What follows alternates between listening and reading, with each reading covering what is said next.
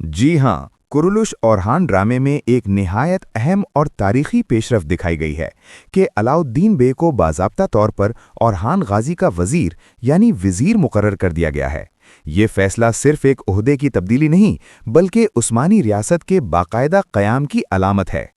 अलाउद्दीन को वज़ीर बनाने की बड़ी वजूहात।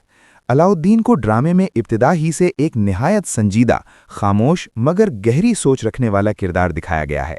वो जज्बात के बजाय मंतिक से फैसले करता है और मुस्तकबिल के नताइज को पहले ही भांप लेता है। औरहान गाज़ी जानते हैं कि तलवार से फतूहात तो हो सकती हैं, मगर रियासत अक्ल से चलती है।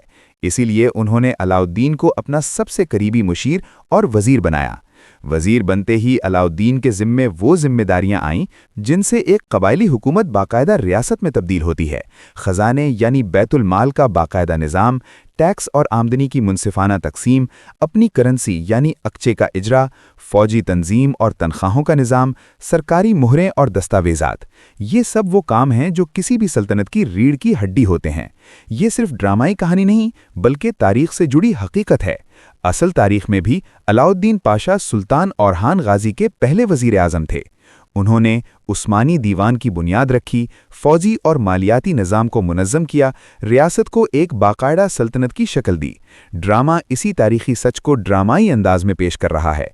अलाउद्दीन के वज़ीर बनने के बाद कहानी का रुख बदल जाएगा।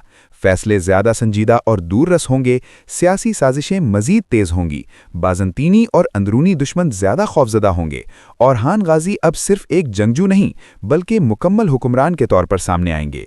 अलाउद्दीन का वज़ीर बनना इस बात का ऐलान है कि अब उस्मानी रियासत सिर्फ तलवार की ताकत पर नहीं, बल्कि कानून, निज़ाम और हिकमत पर चलेगी।